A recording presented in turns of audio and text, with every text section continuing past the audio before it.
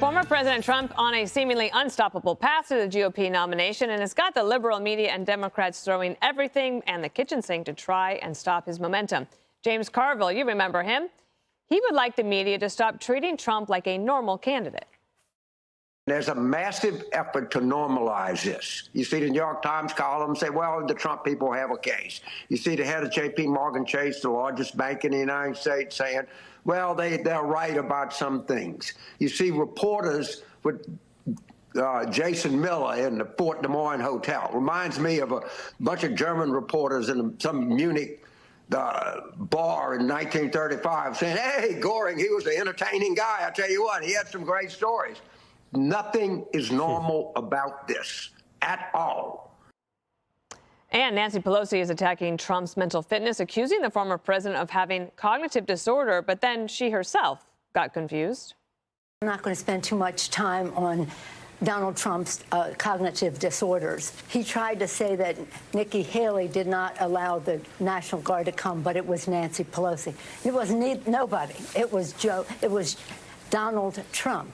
He knows, and you know, that Mitch McConnell, Chuck Schumer, and I begged for hours for the National Guard to come.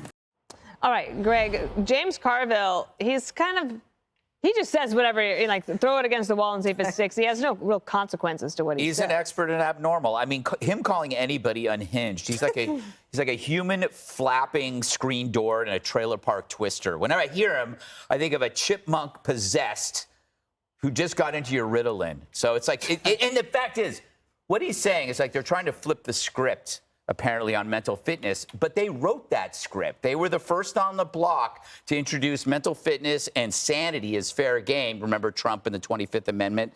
They went so hard on mental illness, they actually created one for themselves, Trump derangement. And it's gripped everybody from CNN to MSNBC. You can't mention Trump without them seizing up and some internal seizure. It's like a stun gun to their extremities when you bring up Donald Trump.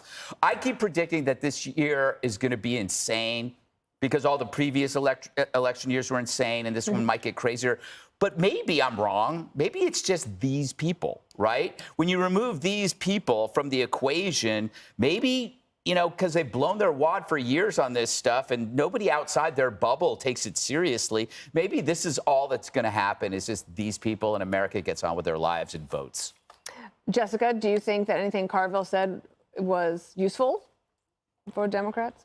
For a certain subsection of Democrats. And James Carville, he's a party elder, right? And he's responsible for one of the more successful Democratic presidencies in history. Republicans even like the 90s, right? And we all go by, it's the economy, stupid, and you wouldn't have that if you didn't have James Carville. And so that's important. But the overarching point he's making about the normalization of Trump is important. And when you think back to how much we lowered the bar in the beginning, we'd say like, oh, well, he didn't mock a disabled reporter today, or he didn't mock a war hero, or he didn't say that a woman had blood coming out of her nose and or whatever. Suddenly, he's having the most fantastic day. And we have learned no lessons about it. Even go back to Iowa, the coverage on election night of the primary, and this was across the board, people saying, oh, he's acting so civilized, right? He was being nice and conciliatory. Nikki did a great job. Ron even did a good job.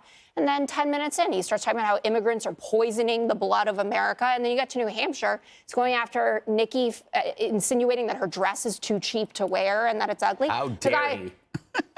Yeah, it was actually a nice dress. That's true. I did not die from it, but it is not something I want to hear from someone who's going to be president. And I'll take the deeds any day over the words.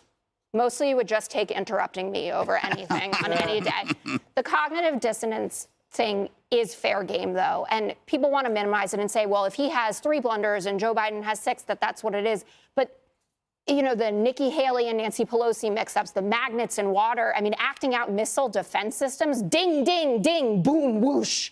What kind of president is that? That's what he did. This is such an old argument. It's weird because it just happened. It feels, Judge, like what Democrats did in 2016 and lost. Yeah. Carville is worried about Donald Trump being normalized. I have news for him. Donald Trump was normalized in 2020 when he was elected president of the United States, okay?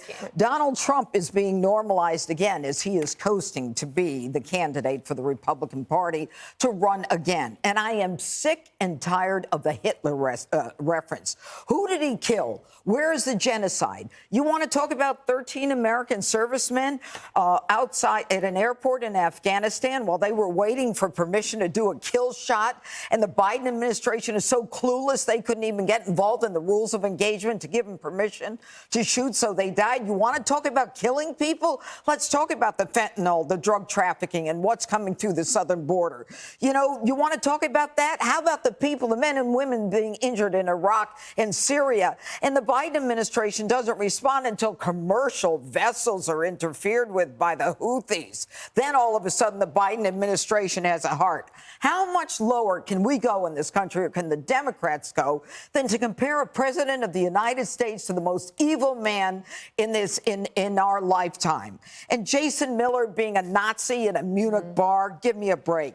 Our people have been spit on, thrown out of restaurants. They were told to get in our faces. You want to talk unhinged? Maxine Waters is unhinged. So I'm sick of their saying that we're a threat to democracy. They're a threat to my democracy. They're a threat to my First Amendment, my Second Amendment, my religious freedoms, as a parent, being called a domestic terrorist. Now they want to put illegals in my home. Let's go to the Third Amendment, Fourth Amendment, getting our bank records without search warrants.